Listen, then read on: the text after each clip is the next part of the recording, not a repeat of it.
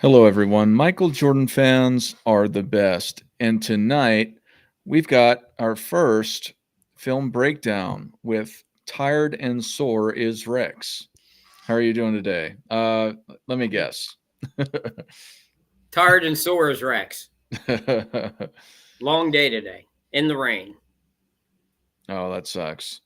Nothing I've, like working outside in the rain for 10 hours. yep.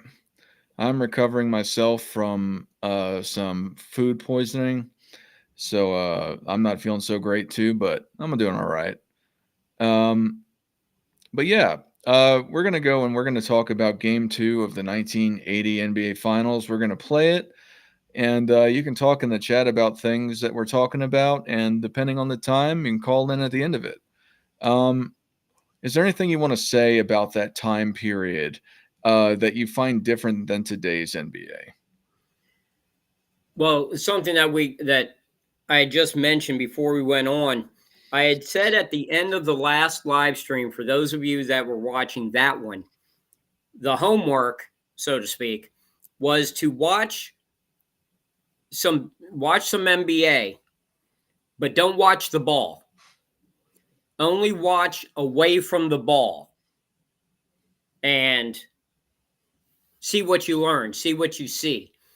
The thing that I've noticed the most is off ball movement today is practically dead. Yeah, I mean, literally dead. Like more often than not, guys are just standing. More often than not. If you look back at this game in particular, all 10 guys are constantly moving and cutting and moving diagonally and laterally. The purpose of diagonal and lateral movement is, and you'll see it in this game, is it forces the defense to move,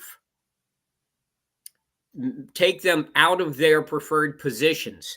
And what you get is illegal defense calls when guys do not move where they're supposed to. So you'll see a whole lot of lateral movement by the offense, by guys without the ball, cutting from point A to point B, not involved in the play, but they're moving without the ball to force the defense to move to get the matchup they want, specifically the Lakers in the low post with Kareem.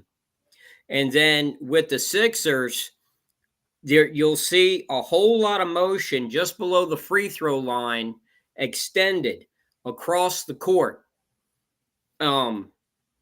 Basically just because that's the difference. And this is something Adrian Dantley told me, that coaches teach post defense, coaches teach perimeter defense.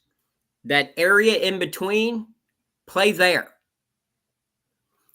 And you'll see the results if you look at the box score of this game in the free throws and the turnovers. It really worked. You don't see this kind of play today. You do not see it at all today. With that said, let's get into it. Yeah, I wanted to say I just briefly, but a lot of people like to go and they like to talk smack about how the game was played back in the 80s or before, or just anything that was before right now, how bad they were. I want you put in the comments whether it's in the live right now or outside of that, once the stream is over, to tell me how much worse they look. Because if I have to say so, I think they look very good. I'm being sarcastic in respects to how bad they look. But people say that. I think it's a ridiculous sentiment. But yeah, let's start it off. I'm going to start it off just showing the starters. I'm going to skip through the refs playing, but just for people to know. 7-footer from Albany State. At center, Daryl Dawkins from Evans High School in Orlando, Florida. At a backcourt, Lionel Holland, 6'3". Now, for those who don't know, Caldwell Jones was an all-star in the ABA and led the ABA in blocks twice. Los Angeles Lakers. At a forward, a Terrible chip team, from Marquette, the Sixers. Tim Jones. Forward from UCLA, Jamal Wilkes. At center, Kareem And yes, Abdul-Jabbar. in this From lineup, UCLA, Norm at Nixon backcourt, is Norm the Nixon point for the guard, three. not And Magic. Van Johnson. Yep. At 6'9" guard from Michigan State, the head coach, Paul Westhead. And your officials tonight, Joe Gashu. Nobody cares about Riot them. game square Right. off against the Los Angeles Lakers. And of course, our scene will shift to Philadelphia for games Saturday afternoon and Sunday afternoon in the Spectrum. The Sixers got an easy hoop in game one. This time, Dawkins gets it off, and on the turnover, the Lakers will come back down. Here's Norm Nixon, number 10. Hollins squared off against him. Hollins still wearing a bandage on the left arm. He warmed up without it, but then felt it was necessary. Rex, so he just let me know if you want me to pause this, though. I will. Well, right there, that play, right there, it showed you right from the beginning what LA is trying to do is get it to Kareem early and often. Then on the other side, the Sixers have decided to overplay him to the right and force him left. The problem was Dawkins was he was the most how do you say it, the most unrefined offensive player on the Sixers. Yeah. And you see he's already made there's 4 mistakes right Yeah, there. That's an understatement to say he's overplaying him, right? Yeah, he's right off the tip, he commits a turnover because he's trying to push the ball, but he's not the guy you want, pushing the ball up the court, throwing the forward pass. So he throws directly into a double team, turnover 3 seconds into the game. He overplays Kareem twice, completely to his strong side. Watch this. Yeah, it's way too much. Way over. Way over. Now, that wasn't the Kareem play. That was the Jim Jones. The play before was Kareem. Yeah. Then he gets the ball on the offensive end, and with Dr. J and these players, the shot that is taken is Daryl Dawkins from 17 feet. Yeah, probably not his best shot. This is not what you want. This is why they went to the finals in 77. They went to the finals in 80. They went to the finals in 82. They finally realized that it was Dawkins was the weak link, and they got Moses. Then they won. Exactly. With that Yeah. sideline, And Moses was a monster, too. He's one of those guys that just get looked over. Because it wasn't. Guys today don't recognize Moses' play because it was hustle. Yeah. Now you see right here, this play by Kareem. Now he got called for a travel, and he did. Now today it wouldn't have been a travel. When you see the replay, Yeah. you're going to look at this and say that wasn't a travel, but it was then. Yeah. He's just bigger and better than everyone else on the court at this point in his career. There's no one for Philadelphia, including Caldwell Jones, that can match up against Kareem. He's just too big, too talented. Now, one thing I noticed watching this game earlier, and yeah, I agree with that sentiment that a lot of people go and they talk about how, like the skills of nowadays players, but they don't take into account how much more strict people were when they're actually calling rule violation. Because the rules, to my understanding, haven't changed book-wise very much in respect to traveling, if at all. But they just don't call it anymore for entertainment value. But I wanted to add, because I watched a little bit of this game, it seems that the Sixers, they go and they play more on the left side of the court. They pass around, or they get Dr. J to cut in, or they have Mo Cheeks. They stay on the left side of the court. Why would you say that they're staying on the left side of the court? Well, what they're doing, they're playing heavy to the left side because Dr. J is usually on the right. So what you're doing is when you're coming down the ball strong side, you've got Dr. J on the opposite side. Because of the defensive rules of the day, it means you're setting Dr. J up for a one-on-one opportunity, which is he was the best in the world at that point at doing that. So it's a way, and this is something that they do coming like right here. Magic gets all the way into the lane, gets 5 feet from the basket, and then passes out for a jumper. Hitting the glass, particularly Julius Erving. Yep. What caused that was the defense. Now this is moving really fast here. But watch when he brings it down. See how the defense drops straight back, and then once again, it's just Kareem is too big down low. And I think they called him for a travel again. Yeah, they would, and like you said, they would never do that in today's game. Yeah, those aren't travels today, but they were travels at that time. Now watch, they bring the ball down here to the right. This way he doesn't get the defensive foul. Here's Hollins, Bill, coming inside with a nice move on Kareem and the hook shot.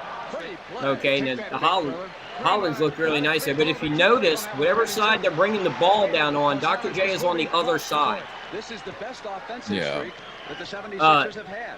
What you have is you have coaches that have offensive plays.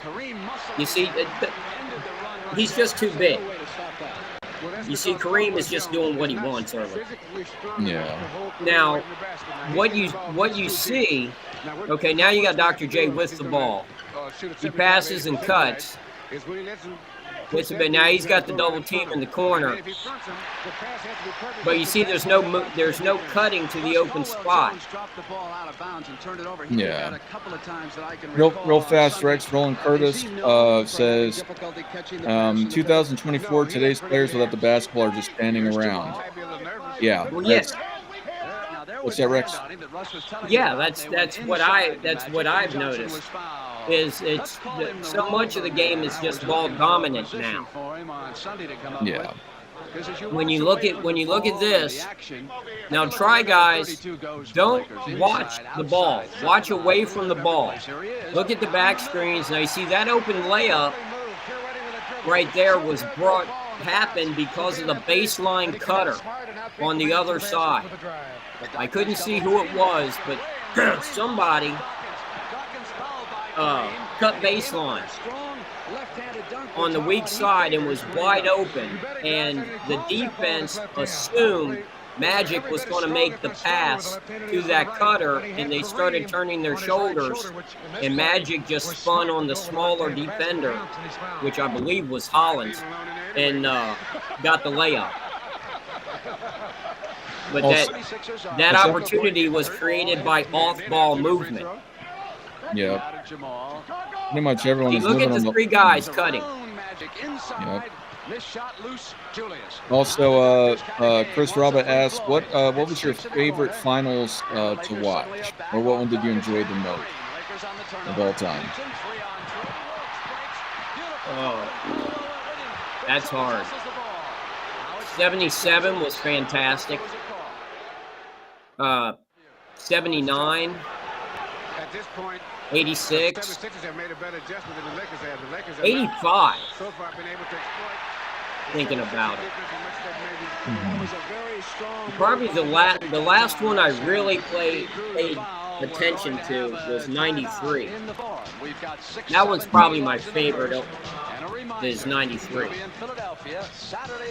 Yeah, the one that I watched relatively recently in my adult life that I enjoyed the most was the 2014 NBA Finals, the Spurs versus the Heat. Just because the Spurs were on fire then, ball movement, they just were a perfect team. And to this day, they had broken the record. I believe they have the largest margin of winning by points ever. They just smoked the Heat. So well, I made money on that one. Yeah. I actually hadn't watched basketball for nearly a decade, and I had a friend of mine that didn't believe that I knew anything about basketball. 76ers over the Lakers by 2. because I really don't. I didn't talk about it. We're friends at work, and I didn't talk about it, and I didn't play anymore. So he thought I didn't know anything about basketball, and I told him I did. So he came over to my house, and we watched the 2014 finals. And I guessed the winner before every game. And I think it was 5 of the games I guessed the winning score correctly. Yeah, I think that game. I think it only went 5 games. Was it 5? Then I'll have to go back and look. But there was one game I didn't. Okay. Yeah. But I got the win. But I got the winning. The winning points. And I told him, I said, just let me see the faces of the players before the game, right directly before tip-off, and let me hear the coaches talk, the coaches interview before the game, and then what the medical report is. Who's healthy, who's not. Give me that information, and then let me see their eyes right before tip-off, and I'll tell you who's going to win the game. The easiest way with the Spurs is some days, and I don't know why, Tim Duncan will just look like a deer in the headlights. The look on his face.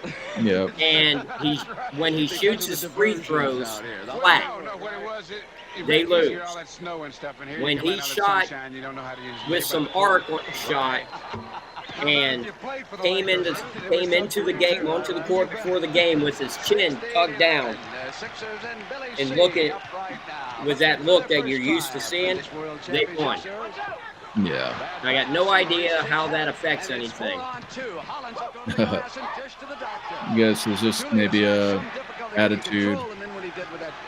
Yeah, that's the difference. When you're at this level, they're all the worst guy on the losing team. Here it is. There's that shot. Yeah. Yeah, the worst team. Yeah, the worst player on the losing team is light years better than any of us. Yeah. Okay, the difference between winning and losing on any given night, that's the shot they want. Yeah. The difference is execution of 5 or 6 plays. Look at the finger roll. Look at that. Yeah. When you hear people talk about Kareem not being this, not being that, did you see that? Backing down, dribbling over his shoulder, finger roll. I mean, that's a wilt shot. Yeah. And guys that say, oh, well, Kareem today. Yeah, Kareem today would be Kareem. Yeah. He'd still do everything he did then. Yeah, but Rex, they're archaic. They couldn't play basketball today. You know, every player now, you got to understand, when I look at this. Ooh, monster block. Jones, they keep that same ref that's running that side of the court keeps calling the traveling underneath. Yep. That's the 3rd time it's been called. Yeah. But on the right side and Caldwell Jones out. When I say today's basketball, today's NBA,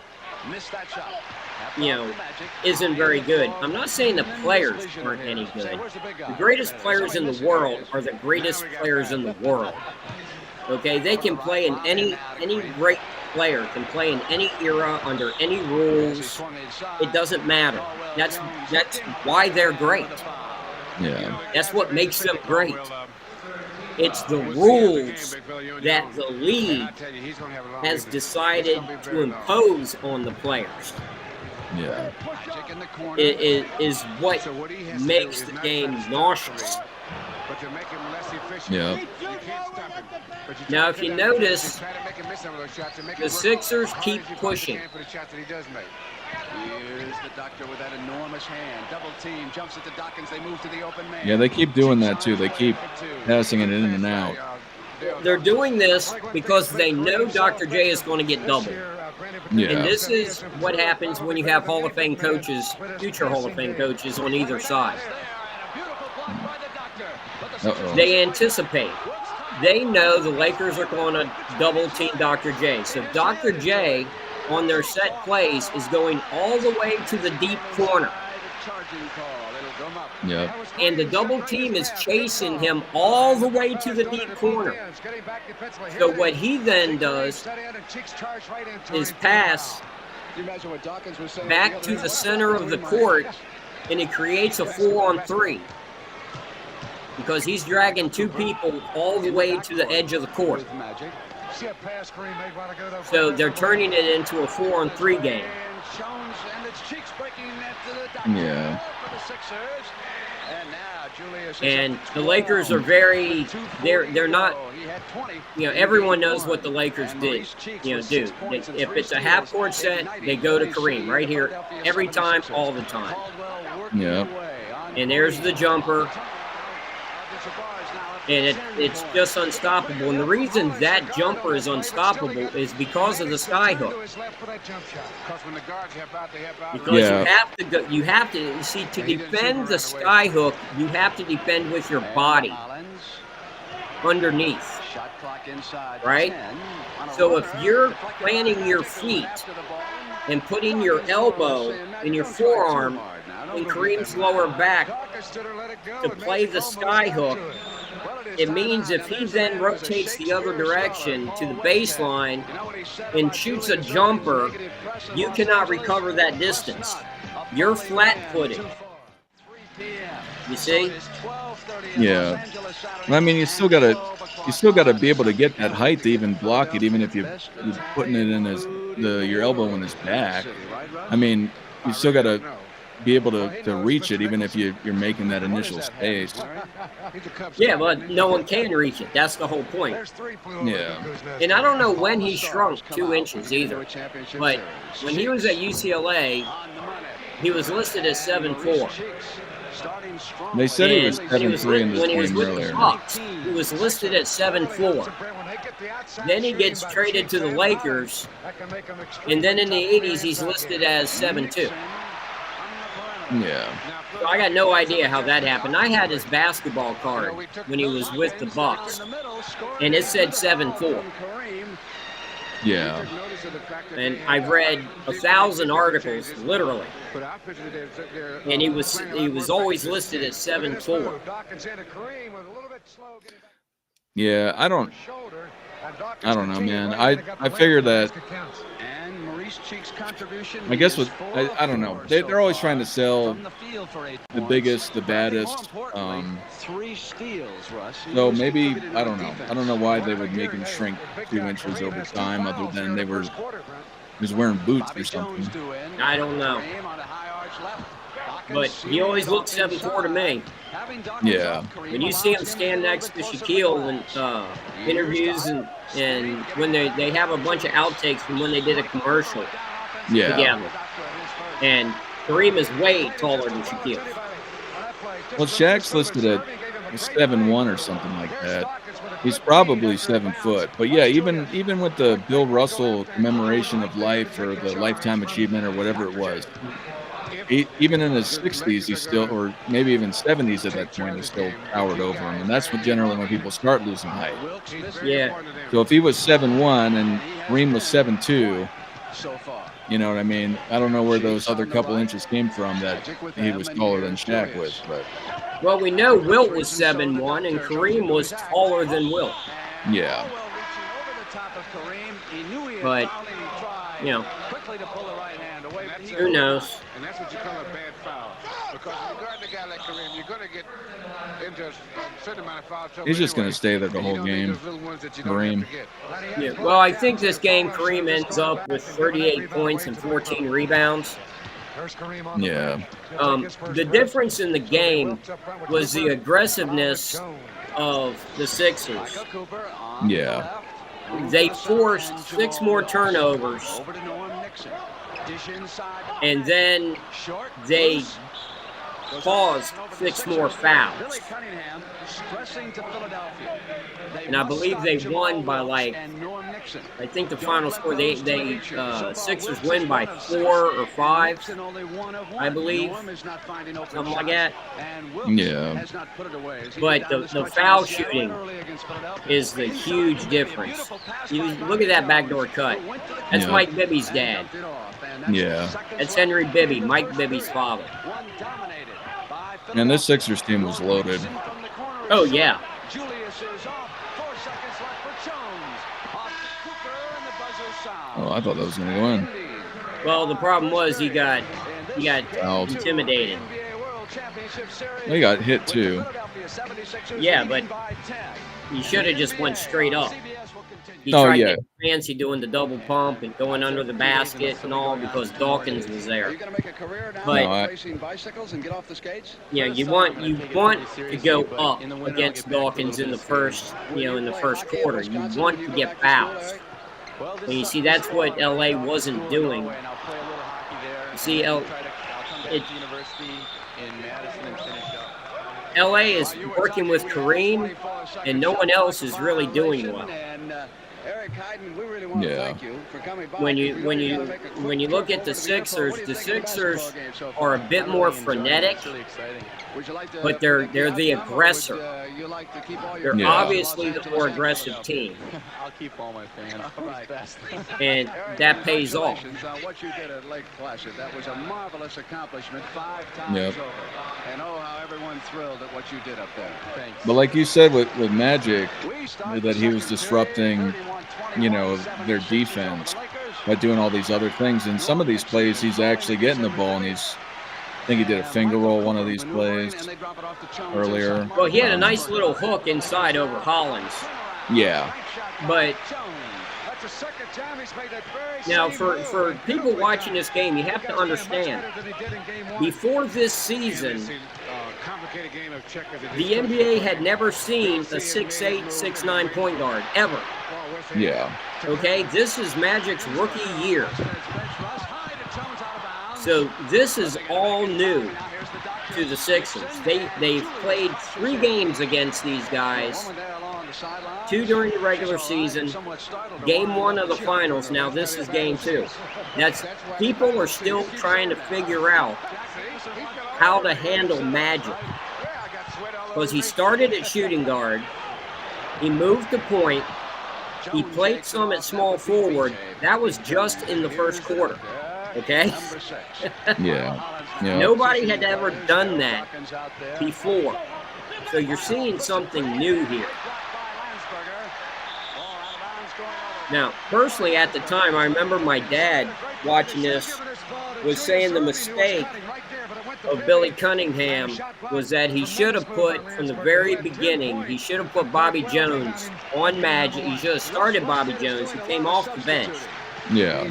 That he should have started Bobby Jones on Magic and just had him play Magic the whole game, no matter where Magic went. There was a 3-second violation. Was And Bobby in Jones? hindsight, I think my father was probably right.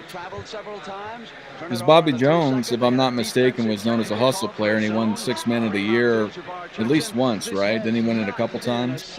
Well, he's a Hall of Famer. Yeah. He's a multiple-time All-Star. He's a champion. He's one of the greatest defensive players of all time. Yeah. He could defend any position. He was like a sane Christian Dennis Rodman. Same Yeah. size as Rodman. Okay, I thought he was a little shorter, but No, he's 6'8". yeah. He was the North Carolina high school high jump champion. Okay. Very athletic. In Yeah. fact, he beat Bob McAdoo. There he is, number 24 in red. Yep. Yeah, I thought he was 6'6" or something like that. But Nixon now dishes back to Kareem. now Kareem, yeah, you see, he goes to the left again. They're overplaying too far to the right, and it's just too much.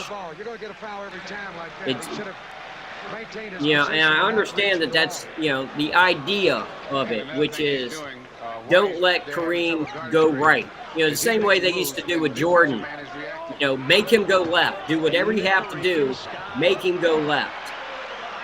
But it's just not working. Well, I mean, he just went on the other. He just went on the right outside the right block and just hit him with the skyhook. Yeah. The Pierre, how you doing today? He says hi to both of us, Rick. Oh, hello. Oh, I'm glad he's in here. He knows this area well. Yeah.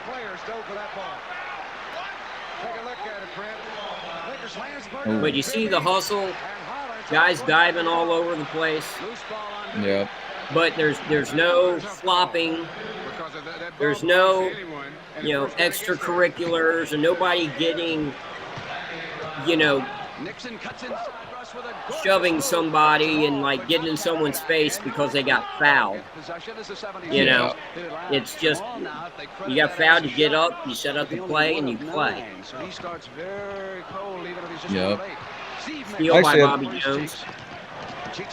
I actually had a discussion with one of my friends about why, and it's not directly associated with this, but why in the All-Star game that they really just cheese it up, you know, saying it nicely. They it looks like they're hardly putting any hustle into it or playing any version of a competitive game.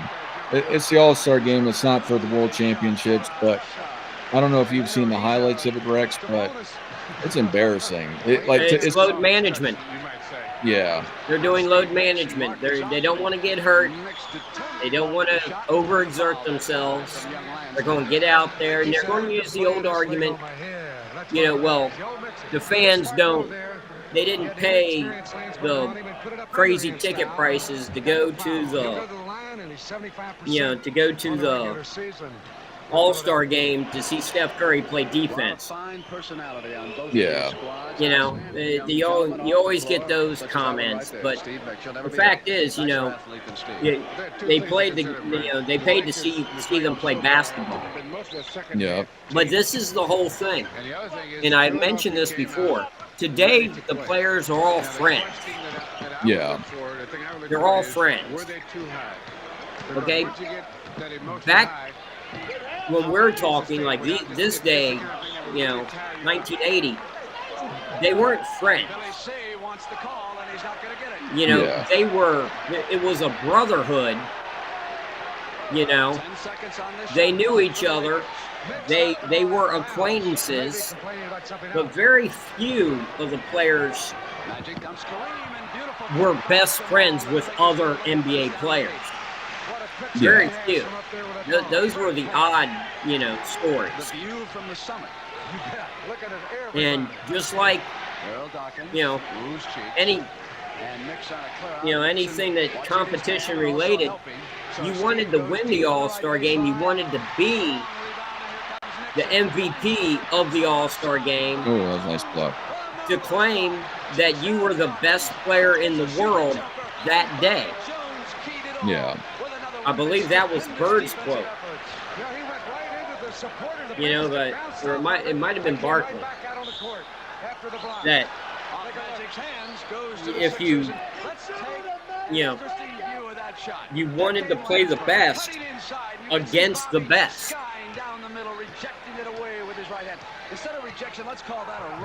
So, Rex, we have LBJ over MJ entered the Twins, says, shake my head. This is so boring, guys. Dribbling with their backs to the three-point lines. Such clowns. What do you have to say about that? Game was not meant for you.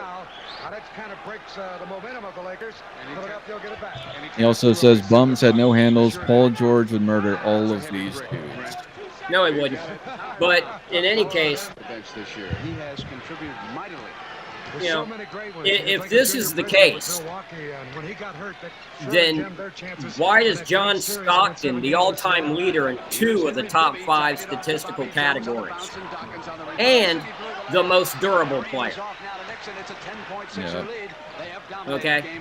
Knowing how to play the game has nothing to do with fancy dribbling and chucking it from 30 chest passes at the basket from 35 feet away. Nope. Okay? reaching out with his right foot. Yeah, you know what was sad? Because I watched one of the like a opening press conference for the All-Star game.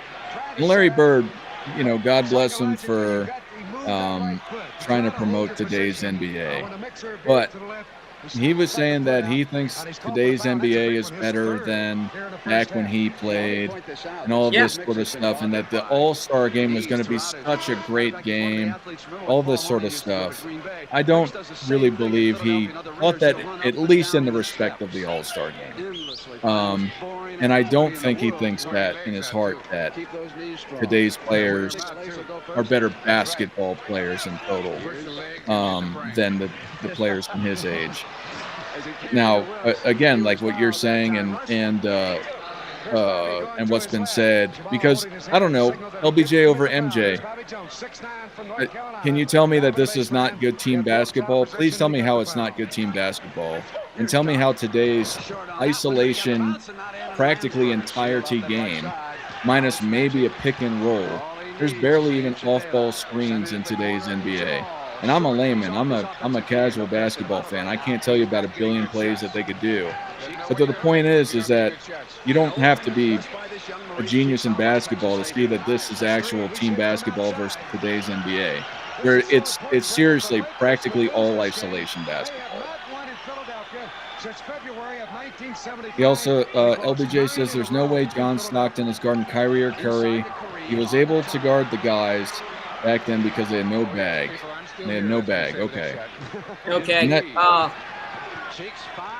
Those guys aren't guarding John Stockton either. Yeah. That goes both ways there, Sparky. Okay. Like this, Learn the game. they become more personal confrontations. And that's why, you say things And like, Chris Roberts says Larry's always a gentleman off the court, but on the court, a totally different story. Oh, did I miss a monster dunk? I think I did. Almost want to rewind it just for my greed. Well, just for LBJ over MJ, do you notice how Magic coming down the court? We're now in the second quarter. He has never bobbled the ball once. Yeah. Can't say that about somebody. No, Dawkins made a jump shot. No, he's made two from there, and that's the game plan. He could Yeah, make that shot, and if he's going to make it, that's going to draw in the second half. That's going to one of the adjustments that has to come is Kareem has to step out on him. No, I get it. I'm just saying I Kareem think it's steps like out on him. Now you got lanes open for Dr. J. no, I understand. I understand he's shooting there on a purpose. I'm just saying he missed a lot of them. Yeah, well, Yeah. I mean, that's why he got traded. 13 points. Yeah. And we get a different view. Watch Doc come down the middle this time. Left hand and jam it. He says, I am jam. Almost got three that time. now, You can keep talking, Rich. if they can get Kareem to come outside, then the 76ers But the are difference, setting and up but this really is worse. like Look the at that, where he difference. 2 points at the half. Like I said, the players of today obviously could play this style, and just like the players then could play today's. It's not the players. Players are great from any era. They're all. It's not like there's anything in the cosmos that makes basketball players for one certain year all of a sudden better than every other year, or vice versa. All of a sudden they're not as good. The great players are always at the pinnacle of human achievement. The best are the best. That doesn't change. The rules and the strategies of the day, the situation and the circumstance, that changes. They've changed in the 44 years since this game. They have changed to make the game more entertaining for you casual fans like LBJ over MJ. So all you're looking at is what's exciting. What's exciting to me is better basketball. The game wasn't meant for you. The game was meant for the players. Okay? Just like any other game that has ever been invented. And the game played this way is a more complete package, a more complete game. Now, to you casual fans that go, well, but this game is boring, they're just backing down and blah, blah, blah, whatever else he was spewing. That's because of your limitations as a viewer, not because of their limitations as players. If you watch any of these guys, Dr. J's on this court, okay? If you look at any of these players playing charity games and playing during the summer, they can play just like today's players. I always made the comment, I watched a game from earlier this year, and the thing that struck me was games of today look like the practices of the 1980s before the coaches walked in.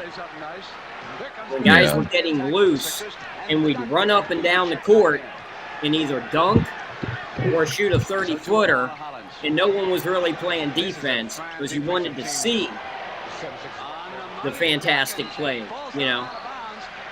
And then the coaches would come in and blow the whistles and, okay, you know, everybody get online, get ready for wind sprints. But that's what the NBA has become because they're trying to draw in the casual fans because there's 90% of all basketball fans are casual fans. They just want to see the highlights. Yeah. So the game now has been manufactured to create the most highlights. Yeah. And nobody hate. One thing I want to say about LBJ over MJ, he says the hate with James Harden and LeBron James. Nobody hates. I don't hate them. In fact, I've said that I'm a fan of them before. I just don't think LeBron's the greatest of all time. I think he's one of the greatest of all time. No, his obtuse comment came after I mentioned that Magic is a better ball handler than LeBron, which he is. I think he is. But he has to turn it into I'm bringing up LeBron when he's the one that came into the chat with the name LBJ over MJ. Yeah. So not only is he not very intelligent and a total casual, but on top of that, he's very unself-aware. Yeah. I had one of my friends talk about another channel that way. You all just want the game to be how it was back then. Things change. NBA fans need to adapt and stop crying. If I can watch and I'm only 25 or 24 years old, why can't these so-called grown men watch it? You're talking about today's NBA game? It's boring because there's no strategy. Yeah, it's iso ball. It's practically iso ball. What is James Harden known for? Iso ball. What is KD known for? Iso ball. LeBron James, outside of drive and kick, which he doesn't do nearly as much nowadays, what is he known for? Watch it. Iso ball. Nice.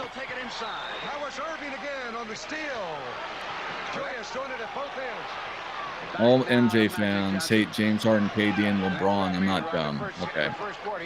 All right, you're right. You got me and every other MJ fan. We all hate them. You know, go put it in the bank. I'm sure. So in other words, he completely ignored everything I just said. Yeah. The players of today, you put James Harden in this game that we're watching right now, he plays degraded. just fine. Yeah. The reason he plays the way he plays is because of the rules of today. You know, the rules of the day. It's wildly effective for him. Yeah. Steve Mix due to check back in. But he could play like this. KD. You want to see what KD would do in the 70s? Watch Bob McAdoo. They're practically the same player in different generations. Philly is killing them. The Lakers behind Seattle by 18 points. The 76ers are playing a different. The Lakers are just now, and also for those that don't know, this is a different ball they're playing with. You know what? I was going to ask that because I know you've brought up different back when the game first started, and through the 50s and 60s, how many ball iterations were there from the beginning of the NBA until the modern day NBA? I believe we're on the 5th or 6th. Okay. The ball was bigger then. The ball you see these guys using is bigger than the ball of today. Yeah. Okay, not by much, just a tiny bit. I believe back then in 1980, I believe the circumference of the ball was 30.3 inches. Now it's 29.5. Yeah. So all you geniuses bragging about the shooting percentages being so bad going back in time, that's because the ball was bigger. Okay? In fact, in the 1940s, the circumference of the ball was 2 inches bigger. And it didn't have the pebbling on it or the 8 seams that the modern balls have. Yep. This guy, LBJ over MJ, says such real men playing basketball in booty shorts. Hey, I mean, the players of today's NBA wear skirts and they bring purses to the game. So, if you want to go there, not all of them, but a significant amount of them, of big time NBA players, will have handbags or whatever the masculine term is to call that. Well, once again, casual there is just bringing up stuff that's beyond their. They didn't decide what the uniforms look like. Okay. Yeah. They didn't go to the Walmart like you do and freaking buy it off a rack and go, oh, well, this looks good. Yeah. They didn't decide. They wore the uniform that was provided to them. To bring it back, because I think it skipped over this, there's a funny scene in here, or a funny commentary in here, because apparently Magic Johnson was a special guest for the Collegiate Cheerleading World Championship. Yeah, and if you read his book about the behind the scenes of that particular thing, I'm sure he had fun. Yeah, you could say that. Yeah. Now, if you notice on that, this is great. You see, can you pause it? Yeah, yep, there you go. Well, can it you back. Rewind to the first free throw? All right, I think it's about here. Okay. You want me to play it again? Now, prepare to pause it right as when you got the split screen where it's showing behind you. Okay. If you can time it. Right here. Mm. Now, if you watch, he misses his free throw. You see how his elbow is out? Yeah. That means the ball's going to go left. Yeah. Okay. But he also leans. If you watch on his follow through, he actually leans to the left. Okay. Watch the shot. Yeah, he does. Yep. And it goes left. Yep. It's just that simple, guys. Yep. Control your body. Now watch the second one. If we get the same picture. Straight up, straight down. But it bounces around. Of course. Yeah. But it was online. Yeah. But it's just simple things like this. Now today, they have coaches, video, they videotape guys shooting free throws, and they would show the players that. So today, you get guys not making those mistakes, right? So today's players are, quote unquote, more or better shooters, stuff like that. Yeah. Which actually isn't true. They basically shoot the exact same free throw percentage. I think it's going up 2 points in 40 years. So they still make 3 out of 4 free throws is the league average. It hasn't changed. Yeah. Yep. Welcome, Go Fly. Thanks for coming back.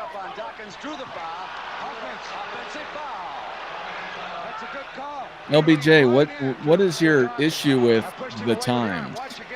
You know what I mean? He's just trolling. I'm guessing that Yeah. Joe, now what's he You going know, I'm sure. Yeah, I'm that's sure he's just somebody trolling. associated with No James Kingdom. I'm guessing, Yeah, probably. The Lakers are going to catch the 7. but that's fine. It's going to take the whole second half. They won't catch the third quarter Yeah. as they've caught Oh, some there's a teams. good block. Oh, Hustle. do people not realize what just happened there? Magic Johnson straight up blocked Julius right back into his face, Yep. and then took the ball. Yep. With the double team. Still down. Jamal Wilkes also fell, but he is up. Hopefully it's not serious. We're going to be back in a minute. It don't hurt no more. It's what the players call it, that spray. I wonder if they actually showed a replay and we just didn't get it on this tape. Double team back to Dawkins. Yeah. And the Sixers move it on the left side. But if you notice, Shot clock at 9, and Darryl and this is something I try and tell people, don't. It's hard with the cameras of back then. You see how they zoomed in more on the ball, Yeah. so you can't see what's going on away from the ball as much. Yep. But when you can see, if don't watch the ball, watch the play away from the ball. And you actually learn more about basketball than you do watching the player with the ball. Cynically speaking, in the modern NBA, they don't move off the ball. Right, well, that's what you see. And Yeah. that's why players such as Russell and Unseld, Walton, that's why you don't see those type of players today. Here's Kareem. Yep. Turns.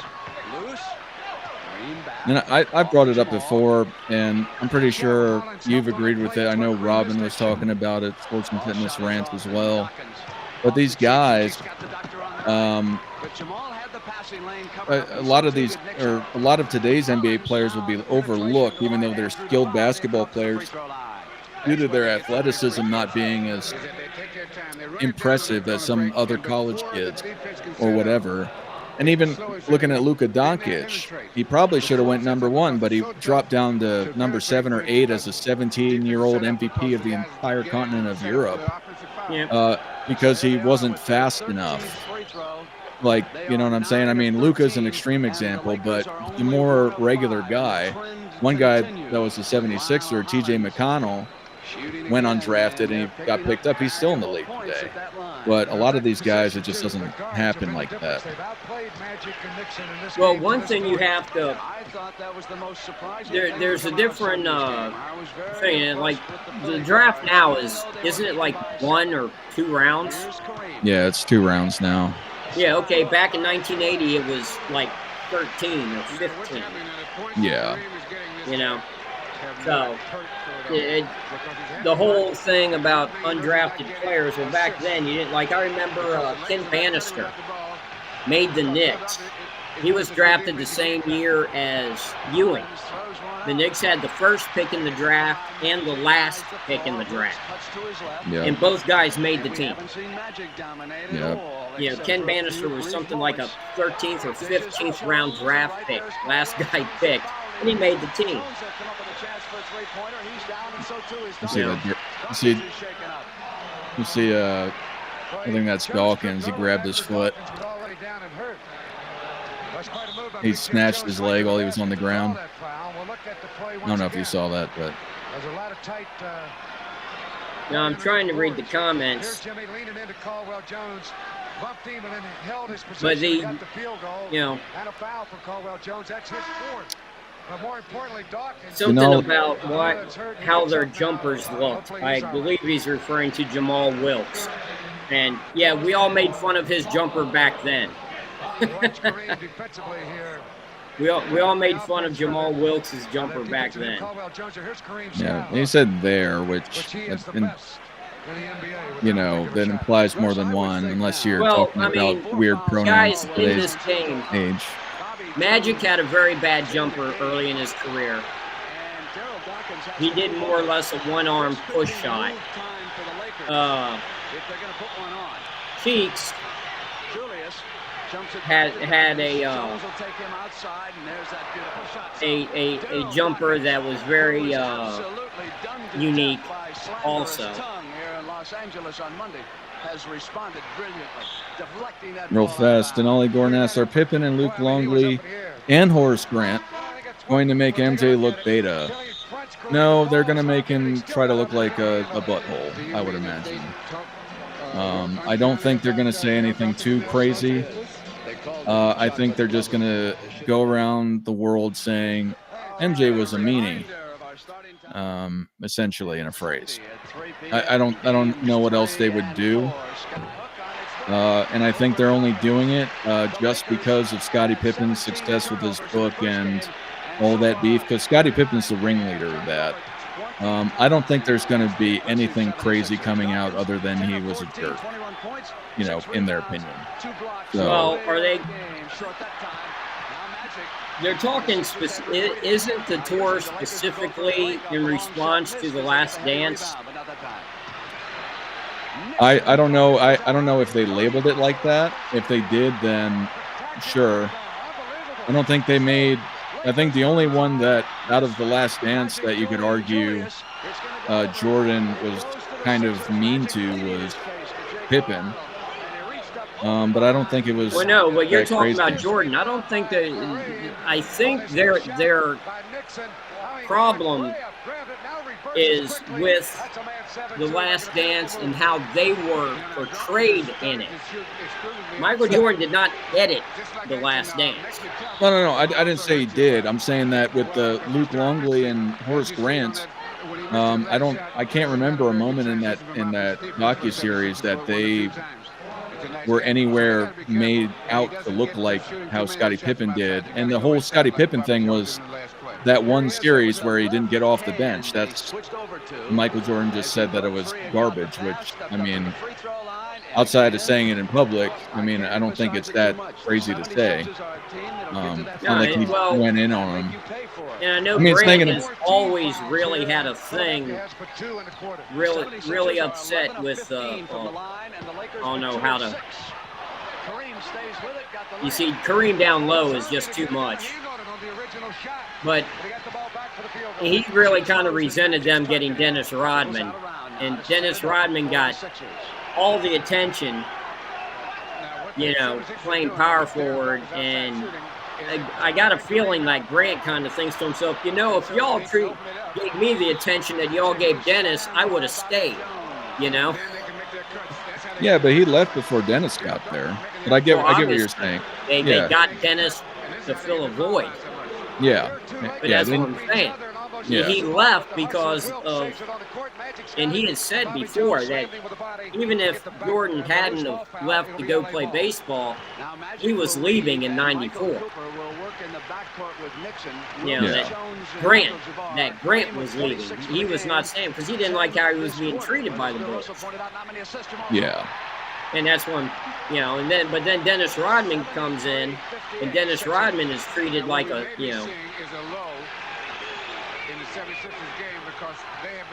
Yeah, and I mean, Jordan was jealousy is what it sounded like to me.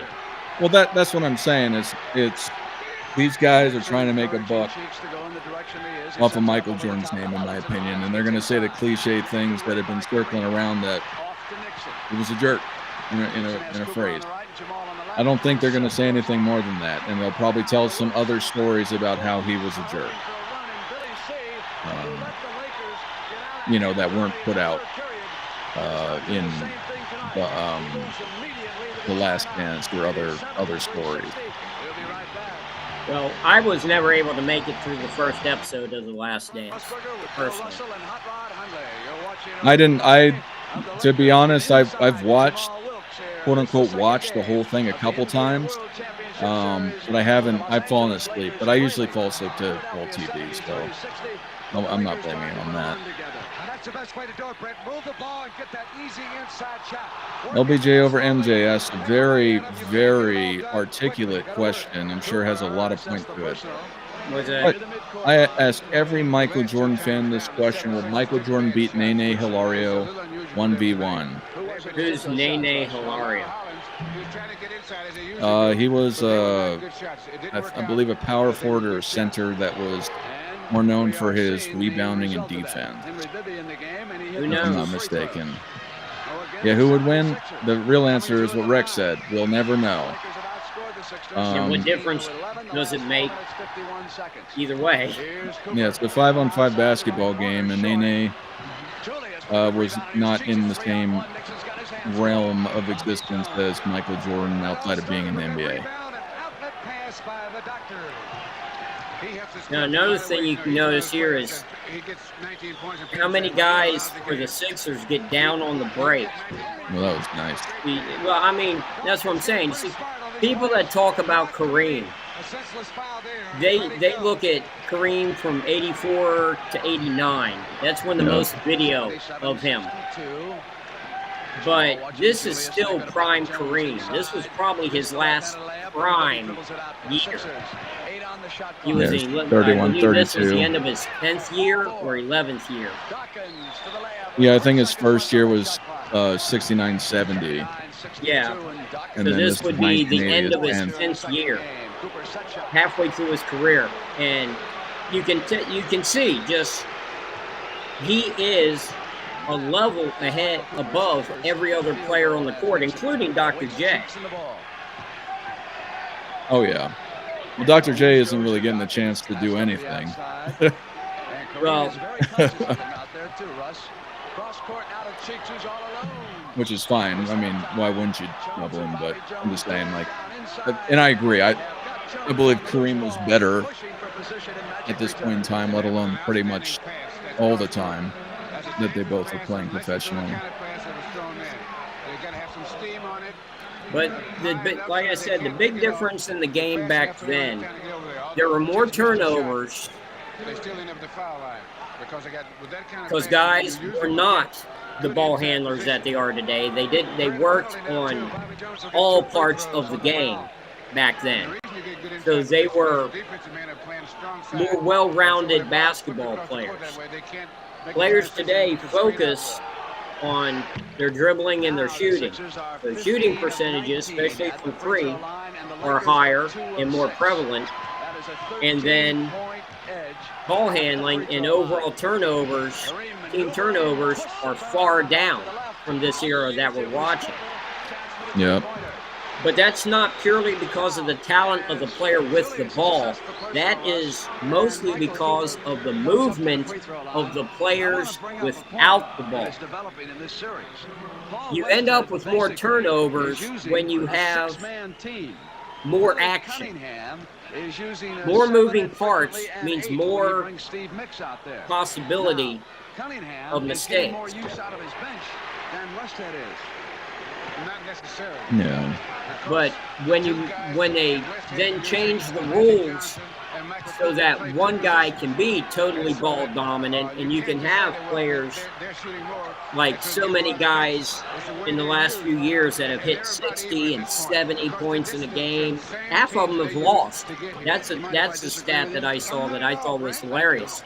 Yeah. That of the 60-plus point games in the last decade, there's been there's been as many in the last like 3 or 4 years as there was in the previous 20 or 25. But the winning percentage of such games has dropped to 50% because single player dominance does not equal wins. It equals cash, though. Yes. I would love to see a modern game be played like this. That'd be great. I'd probably watch. Oh, well, it would be great. The guys today, it would be fantastic. But it's not, it's the entire package. It's not indicative. Okay, if you're going to pay these guys that you see hustling, cutting, these bench players diving for loose balls, these guys making diagonal cuts, getting in the middle, mixing stuff up, just trying to create chaos. They're doing it because if they don't, they get cut. Yeah. Okay, now they got guaranteed 20, 30, 40 million dollar a year contracts. No one on the court that you're watching there made as much in their career as what Steph Curry is making this year. No one. Yeah. Not Magic, not Dr. J, not Kareem. None of them made as much in their entire career as Curry is making this year. All right, so number one thing, when you're making generational wealth, you then, it's not only just you, but it's the owner of the team is trying to protect his assets. It's Hollins and Bibby in the backcourt now. Bobby Jones is sent back to Lionel. And the former Trailblazer goes back to the doctor. Nixon switched out on him. They move to Hollins. Yeah, this is a great game. And they're relatively sticking to their game plans, which, at least so far, which is interesting. Now, you see that play right there? Did you see what he just did? No, I looked over to the comments. What happened? All right, Magic is going down and see if they show a replay. He saw the defender turn his head. And the second the defender turned his head, he charged right into the middle of the court and tried, watch. You see Bobby Jones turned his head looking for the pick. Yeah. And when he saw Bobby Jones turn his head, he charged straight down the middle trying to get the foul. Yeah. But why would they jump it down here and not at mid-court? The ref called it the other way. This is a jump ball. Jones and Magic. Ooh. Off Kareem Bibby. Getting the ball. Two UCLA guys there fighting for it. Nice play by him. Very smart play. Watch this, Brent. The Lillers throw them off. Bibby Lertley hits it right off Kareem's leg. He was standing out of bounds. Legally, you can go over that line in the air and hit the ball back, as Bibby did. Hollins moves it to BJ, and Bobby holds it up on Landsberger, and now they go to Bibby. Bibby with a pull-up on Magic is short. Landsberger off to the rebound, and here comes Johnson. 87-69.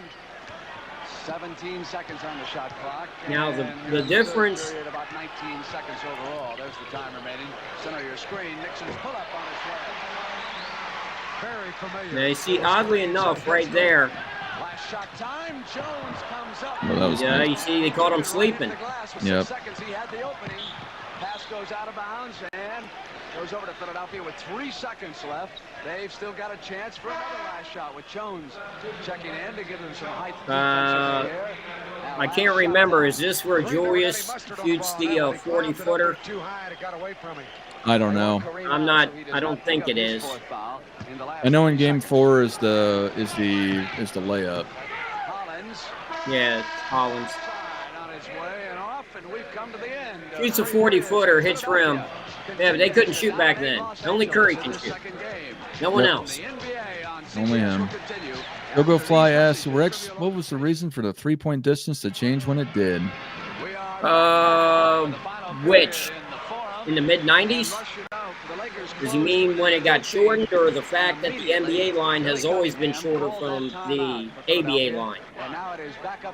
I believe he's talking about the NBA line. In the 90s, when they moved it into 22 feet? Yeah. 2 reasons for that. Number one, they moved it in because it was after the Dream Team, and they were trying to make the league more palatable to a worldwide audience. So they moved the 3-point line into where the international 3-point line was at. Second, they got rid of the college requirement soon after, so you started getting a lot of younger players coming in the league that, quite honestly, talents were not as refined. So that was what they did. That was the original step. to, okay, we got this three-point shot. It's more exciting to watch, but it's not happening enough. Let's move it in. If you look at international ball, you got guys like Oscar Schmidt and Drazen Petrovic. These guys in the early 90s in Barcelona who were just putting up threes, just murdering it at a little bit closer. So Stern was like, okay, you know what? Let's move ours a little bit closer. Maybe we'll get the same effect. But they didn't do it long enough. They moved it in, but the problem is you can't move it in at the pro level but not do anything at the high school or college level. Because the guys that are in the pros, their game is already made. You understand what I'm saying? They're already a finished product. So you're not going to get the result that they wanted. The modern game is what they wanted, but they thought by moving the line in closer they'd get 2010 basketball in 1994. They didn't. Yeah. And that's something you don't see a lot in this league. Get it, dunk shots being brought. What they eventually did is the other lines moved out, He complained a little bit. And he found which that if he then says made something, the jump. referee, Because they when would- I was playing, the college line was 19.9, the pro line was 23.9. That's a 4-foot difference. Okay, that's a different range. Okay, that's a different range. A 19.9 is 3 inches from 20. A 22-foot three-pointer, that's one step back. Shannon Russell, thank you for clarifying that we are not MJ fans enough. It's always fun to have you come on and say that. What is he saying? He said we're fraud MJ fans because we... Yes, I am. I am an absolute fraud MJ fan. I agree 100%. Absolutely. They're talking about the 1980 finals. That's like talking about the funky Lakers. Actually, I believe there are... I think this iteration of the Lakers only has 2 Hall of Famers on it. I believe. 2 top 20 all-time players. For me, top 10 all-time players if I were forced to rank players. Lakers looking for a run with Kareem watching. Yeah, I don't know. I mean, the only 2 others I could think, and I don't think they're in it, I think you're right, is Norm Nixon and Jamal Wilkes. Oh, that's right. Jamal Wilkes is a Hall of Famer. I apologize. Yeah, I was gonna. There's 3 on the Lakers. I was gonna say it convictively, but I wasn't sure. So. Well, he's in the Hall of Fame mainly because of his college career. Yeah. Remember, guys, there is no NBA Hall of Fame. Oh, and by the way, for those of you who are wondering, that little baby they just showed is 45 years old now. Yeah. Go Fly. Imagine KD being able to ISO guys like MJ. That's the whole point that we're talking about, LBJ. Is that's generally what they all do in today's NBA is ISO. I don't know if what you think about this, but 5 guys playing. Oh, he heard his name. 5 guys playing in concert with each other, I believe, is more effective than one dominant ISO guy. Now, if you want to go and argue that MJ did a lot of, if you want to call it ISO, I wouldn't say that, but he had the ball a lot. He had a high usage rate and such. He played in the system, the triangle offense, where there was, to laymanly say, a lot of passing and a lot of ball movement, so and off-ball movement. I believe he's referring to early MJ, 80s MJ. No, he said KD being able to ISO guys like MJ was doing back in the 90s. Nah, not 90s, 80s. 90s he was playing in the triangle. Yeah. In the 80s, he played a lot of ISO ball, but you know what? It's not like he came down court like you guys do at the playground and said, move that, clear out, I'm taking him, okay? You played the way the coach told you to play. So you can't fault a player for how he played in a certain instance because he played the way, like I always hear people complain about when AI played about he shoots too much. Or he shoots as much as the coach tells him to shoot. Yeah.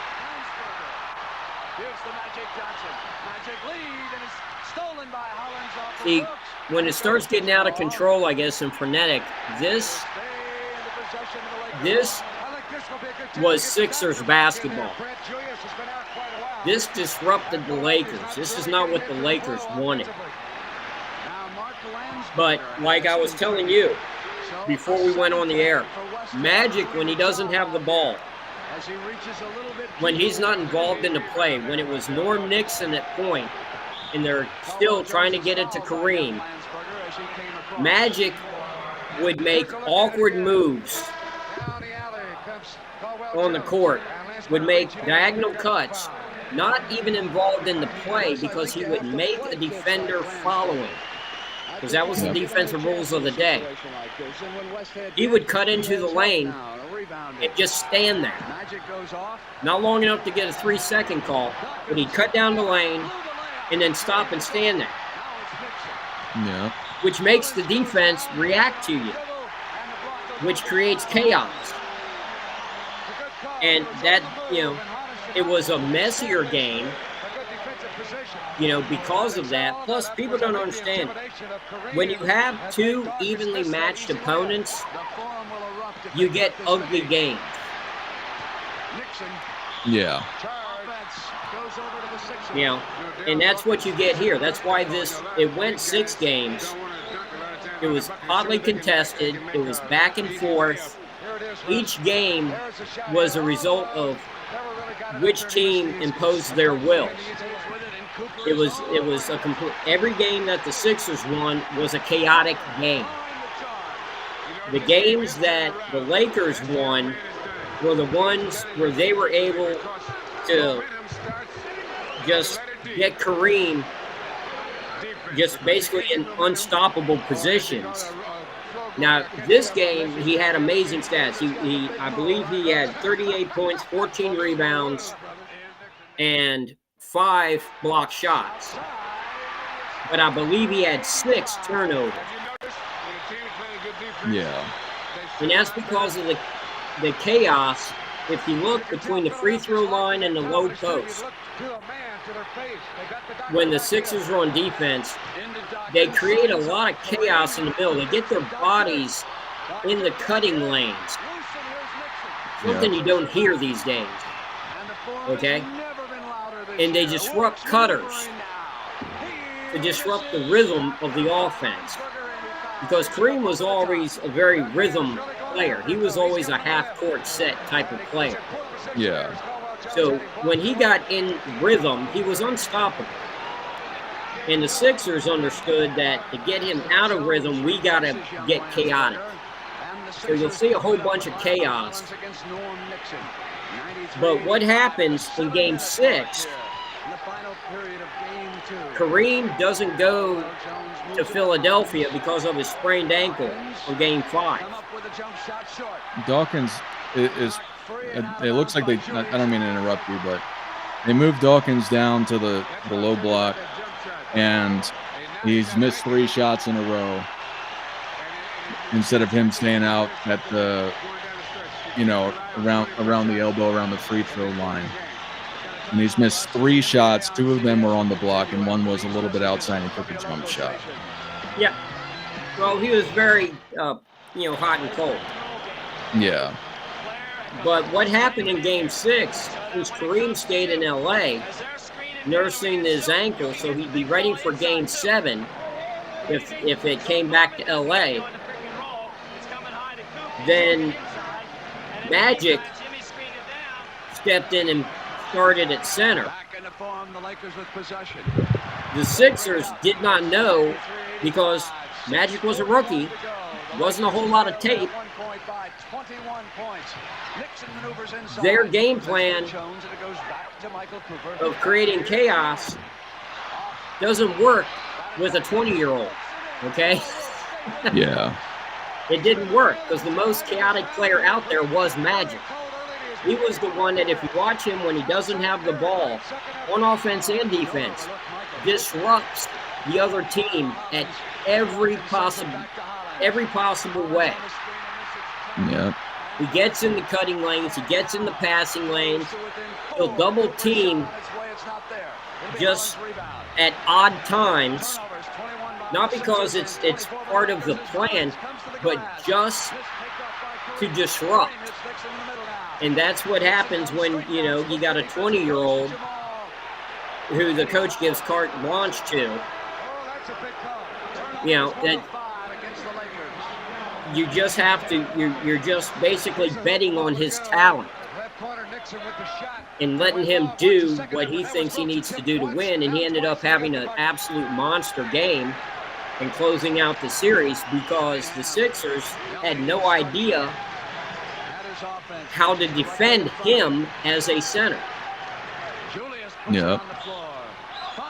But he played all 5 positions in Game 6. People think he just subbed in for Kareem, and he played center the whole game. He did not. Yeah. Jones played a lot of center as well. LBJ over MJ says, the one player that I think could play today is Hakeem. I actually see skill when he plays. I think you aren't watching the same game. No, he just doesn't know what he's watching. Well, that's what I'm saying. Yeah. 22nd free throw. That ends up being the difference in the game. They're the aggressive team. They're creating the chaos. That was great. Yeah. Now, you see, that's what the Lakers want to do. What you just saw there, that's why they moved Kareem from the left side to the right side. When he was on the left, he primarily scored. Yeah. When he moved to the right block, he did a lot more passing. Yeah. It's just what he was more comfortable doing there. Plus, most players are right-handed, so they're more effective cutting from the left wing to the basket as opposed to the right wing to the basket. Yeah. Now, what changed, even though they won this, they lost in the next year in the Western Conference Finals and realized that their bench needed improvement. So they started going out and getting guys and drafting players who were mid-sized players, guys that were 6'8", 6'9". In the next few years after this game, they realized that they had the point guard and they had the center, but that everyone else in between was expendable. Yeah. They brought in James Worthy, Bob McAdoo, Kurt Rambis, AC Green. Okay? Michael Cooper? No, Michael Cooper's there. Michael Cooper was there from 1977, but he's a guard. But he okay. came I off get the what bench. you're saying. Okay. Yeah. Yeah, they changed. They brought in Byron Scott as shooting guard. Obviously Worthy as small forward. And like I said, Rambis and then AC Green at power forward because they could play that chaotic, disruptive game. Yeah. So once they got in there, how Philly played so effectively against them here, you couldn't do that anymore until Boston came along. Yeah. Where Boston was fantastic at playing that chaotic game. But they were also doing it with 4 or 5 future Hall of Famers as well. So you had these 2 juggernaut teams. I mean, when you look at the 84, 85 finals, I believe you actually saw, if I'm counting right, I think you actually saw like either 10 or 11 future Hall of Famers in those series. They've got to keep pushing the ball up. I'm speaking of That's Philadelphia. crazy. No LA's going to do it. Yeah. Philadelphia cannot Yeah. go back and sit on that basketball. I mean, They've it's got to keep moving. they realized at this point that you had to fill your bench with guys that did not get frazzled. And Yeah. they're not playing the game they want to play. The when would you say that Showtime became Showtime? Would you say it's once they got all those guys that you were talking about, or because the Sixers seem like they're doing better on the fast break? Just what I've been watching more than the Lakers here. Well, that's the thing. That's the thing. Showtime began with the coach. It was the coach's idea, McKinney. Okay. He was actually the head coach of the Lakers. Yeah. And he's the one that once he saw Magic in training camp, had this idea of Showtime and came up with the Showtime offense. But then he ended up getting severely injured on a bike ride. Mhm. And was replaced by Westhead. They kept the Showtime, but without the originator of it. Yeah. But they figured out, as you can see here, they figured out that the way to slow down Showtime is to play a chaotic game. Yeah. So they said, all right, well, we need to get players that don't get frazzled. We need to get, guys that were starters, long-term players, and stack the deck, so to speak. So when it gets to be a chaotic game, no matter who ends up with the ball, he is a viable option. Yeah. So you saw a change in the style of play. The 70s was Kareem. What you see with Kareem here, that's how 70s was played. It was you get it to your best player, and you let your best player make the decision. But it wasn't always to shoot. That was frowned upon. No, they wanted to see an all-around game. They wanted to see you involve your teammates.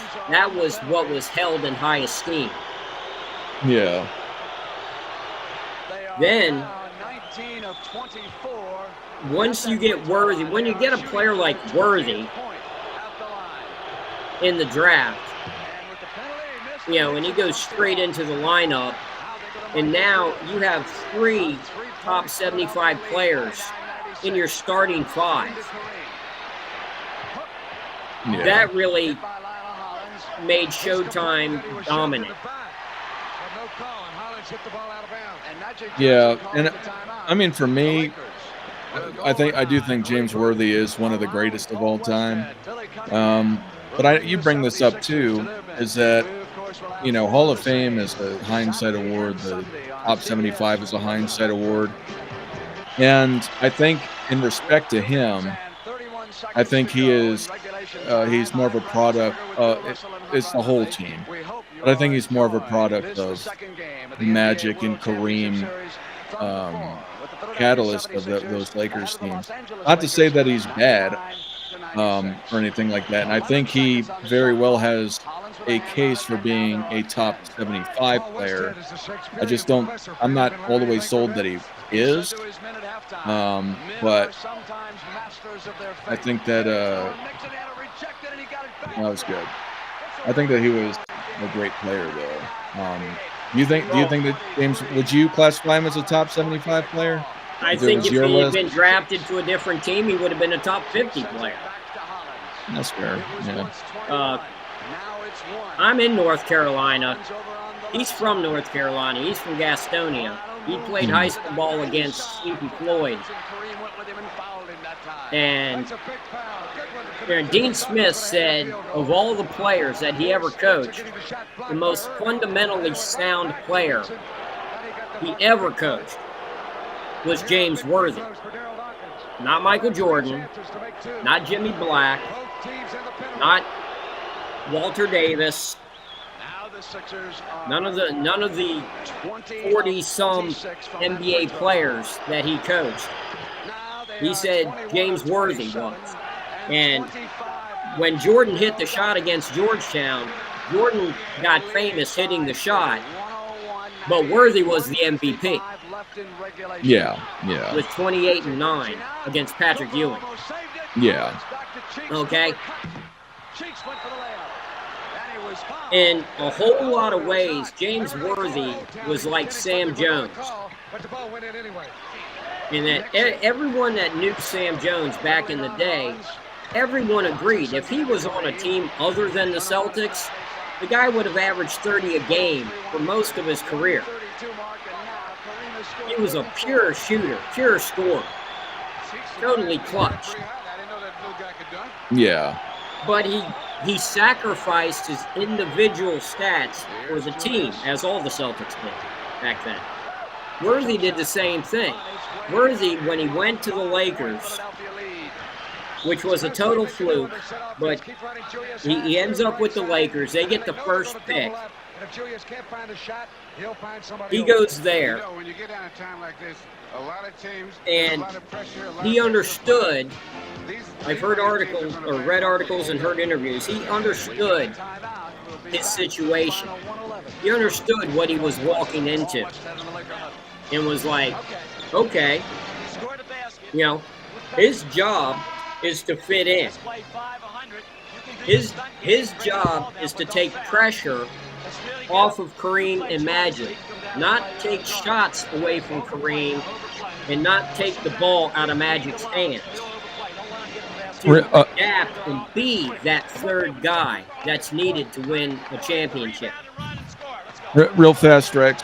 Pierre is saying that he played Charles Barkley one-on-one and says he'd like to share it. This game is about over.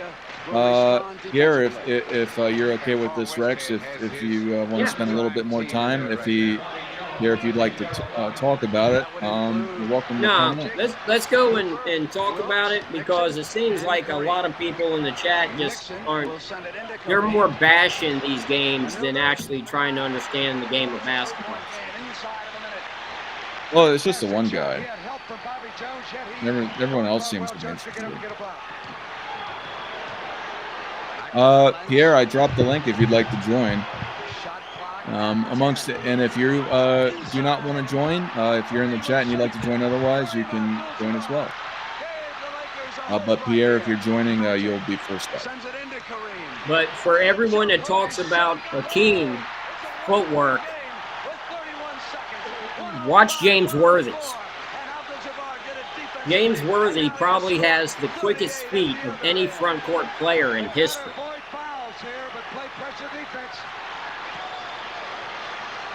Yeah, I'm interested to rewatch it. You know, when you play with Kareem, when you play with Magic, and yet you end up with the nickname Big Game James. Yeah. That speaks to your, to your talent and your character. Oh yeah. Again, I didn't say it was bad. I meant more of the team success. I think that those two guys were. And I said that he's definitely got a case to be top 75. I just don't know if he would have been as successful. That was my point. No, Michael made the comment, what if the Lakers had Wilkins instead of Worthy?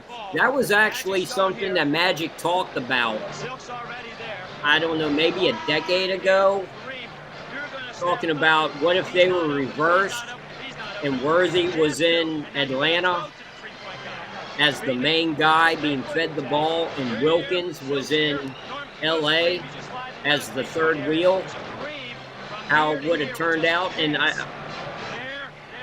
they're both such great players. I think you would see them adapt to their surroundings. And you would see Wilkins with some crazy alley-oops from Magic, some fast break dunks, that were, that were highlight worthy. And he would have rings, And Worthy in Atlanta, he would be like Dominique. He would average 27, for a decade. And he'd be getting all the all-star appearances and all of the accolades, and he would be getting beat in the second or third round of the playoffs by the Celtics or the Pistons. Philadelphia can cover up and run it out now. Nixon at the buzzer. Philadelphia has evened the series at a victory apiece. All right. Well, the thing about Worthy that you don't get to see very often is Worthy had a great post game. Oh, did you notice that guy? Hold on. What? Billy Cunningham and the 76ers come back. Let's go to Hot Rod Hundley. Is that Jerry Krause? Bobby Jones to Julius Erving here. Bobby, great shot under pressure to win it. Well, the Lord was me on that shot. I just threw it up there, trying to get over the guy Cooper. He's trying to block it. Just got Congratulations. We'll let you go on that. All right, Doc. They went to you under pressure, big guy, at the top of the key, and you were making some great moves. And when you weren't scoring, you were. By the way, this guy doing the interview is a former Laker who played college basketball at West Virginia with Jerry West. What's his name? Hot Rod Hundley. Okay. I've heard that name. I don't know a lot about him, to be fair, but. Well, when you hear people say that Jerry West was a point guard, no, he wasn't. Hot Rod Hundley was the point guard. But our guys have been with the Lakers. Well at home, and we just hope we can continue it. Okay. Jerry West didn't move to the point until the ascendance of Gail Goodrich. Yeah. I'm going to drop the link again if anyone would like to join. If nobody will, we'll start shutting this down soon, but give the opportunity if anyone wants to join. Well, what did went by too fast. I couldn't read who it was, but someone said something about smart players from North Carolina. Yeah, go fly. So smart players came from North Carolina, Rex. Well, basketball educated players come from North Carolina because of the coaching at North Carolina. That's a Harvard, what Harvard is to academics. North Carolina basketball back in those days was to players. I mean, you didn't just have Dean Smith. You had Dean Smith, Roy Williams, Guthrie. I mean, I can't even think of all the coaches. There's like 7 or 8 assistant coaches at North Carolina that went on to be successful head coaches. And then something that Dean Smith insisted on was when players went to the NBA, they still came back every summer to Chapel Hill to play with the current players. So when you were going to North Carolina and you're one of the best players, in college basketball, because North Carolina does not recruit, they select. They tell you, hey, we want you to come here, and then you go there. And part of it for these guys going there is because they knew that in the summertime, they'd get to play against Michael Jordan, against James Worthy. I mean, when you just look at that game we just saw, Bobby Jones, he went to North Carolina. We talked about Bob McAdoo. Bob McAdoo went to North Carolina. We're mentioning James Worthy, who went to North Carolina. And by the way, Dominique Wilkins, who went to Georgia and then played for Atlanta most of his career, is from North Carolina. Yeah, North Carolina, and it's something that I learned. I lived in North Carolina for a little while. I didn't realize outside of the college aspect of it, how many great North Carolina born players there were. I thought it was few and far between. I grew up mostly in the Northeast. I just kind of assumed that most of the great players came from the Northeast or California or Indiana, but North Carolina has a decent population of, all-time great NBA players, which I wasn't aware of until I started living in that area and hearing, oh, this guy's from Greensboro or this guy's from wherever. So, Sam Jones also. yep. But Virginia, you have the big men. You got Moses Malone, Ralph Sampson, Alonzo Mourning, David Robinson. Yep. Michael says, will you review Game 6 of the 1980 NBA Finals? So I specifically picked this game because I thought this was the one the least likely get me in some version of trouble. Trouble. Yeah, well, I don't know what the if they would catch me for some sort of copyright infringement or whatever. So Okay. yeah, so I wanted to do Game 6 first, and I couldn't find one that I thought that didn't come from the NBA. So I figured if I played that, I might get in trouble. So I didn't want to do that. I'm not sure if I would, but I just didn't want to test it. So I played this one. This didn't come from the NBA. So I figured this one was more likely to be okay. So, and I'm not saying that the one from the NBA wouldn't work. I don't know if it would. Yeah. So, one more chance for people to call in, and then after that, we'll be shutting it down soon. Yeah, Michael, it's no big deal. I might try it anyway, but I wanted to do this one first because I think this is an all-time great series either way. I mean, it's got a lot of iconic moments in it. So, Well, this game right here really, really shows the obvious clash of strategies between the two teams. The only one I think of that's more obvious than this is 1977 with the same Sixers against Portland, where you saw two different styles of play that were as far apart as possible. And watch them go against each other, and you don't know what's going to happen until they actually get on the court. Yeah.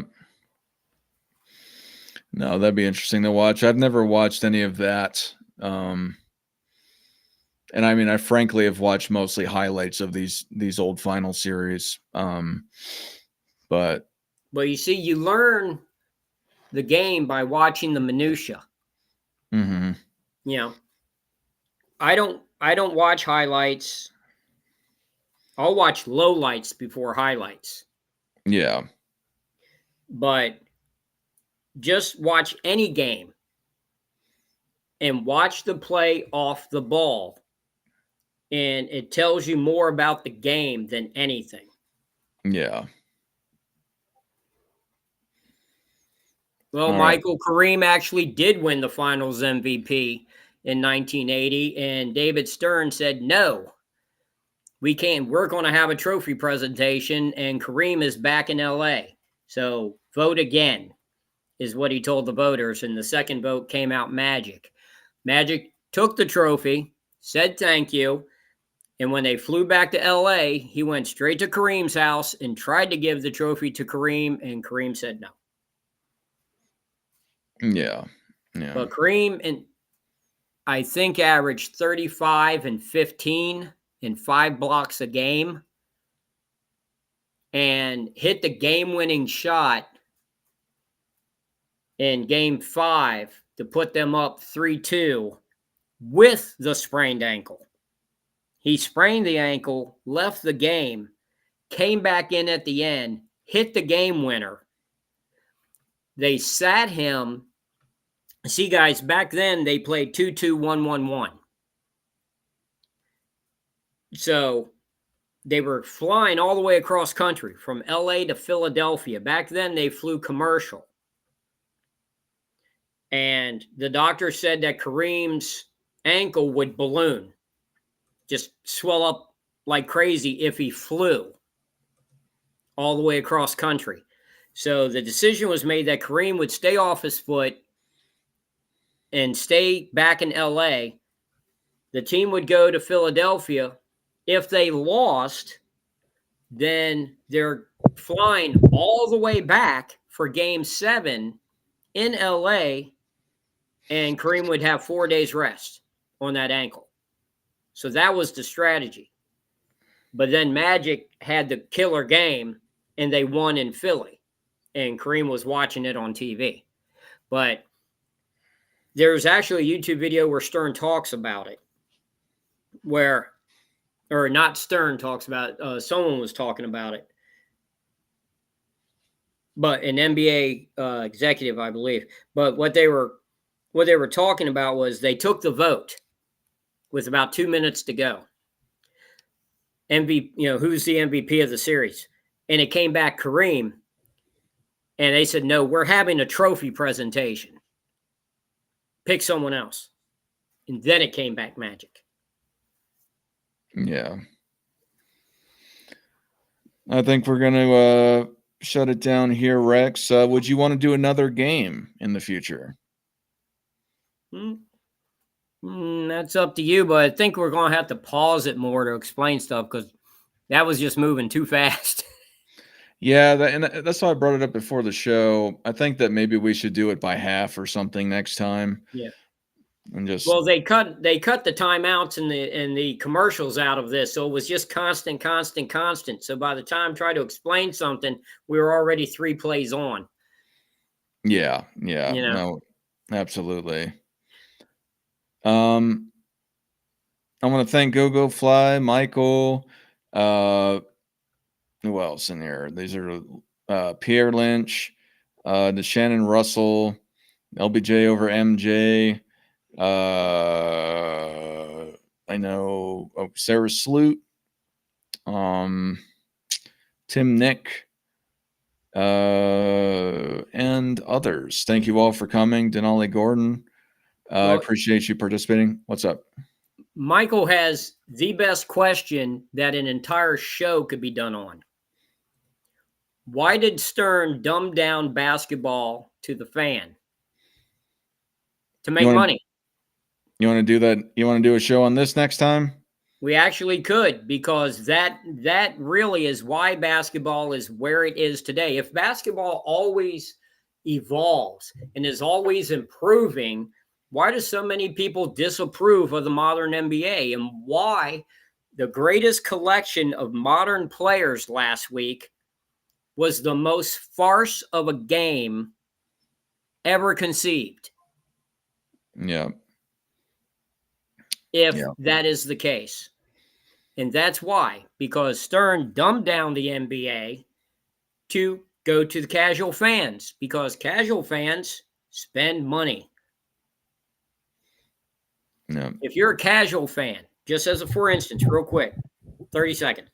Yeah. Casual fan, Michael Jordan hits it big, right? You buy all the Jordan gear, Jordan everything, because you're a casual fan. He's who you're seeing in all the highlights, all the commercials, Space Jam, all that. Okay, now he retires. Who's the next big thing? Shaquille and Kobe out in L.A. All right, I'm going to get my Kobe jersey, my Shaquille jersey. I'm going to have my Lakers gear. Same coach, too. All right, this is great. Now you're selling to them. If you have hardcore fans who know the game, who have been watching and playing and following one team their whole life, they're only buying merch from one team. They're sticking with their guys. They might have a Cleveland Cavaliers jacket from 1976 that they're still wearing in 1994. They're not the ones that make the millions on top of millions. It's the casual fans that will go out and buy the stuff. Yeah. So to get them involved, you have to turn it from an intellectual endeavor of being able, like, do you like baseball? Do I like baseball? Oh, not the pro league, and in total, not really, but I used to play it a little bit. I won't get into the weeds of that, but you know how to fill out scorecard? Yeah, I did once upon a time. Yeah. Yeah. Remember that used to be a thing?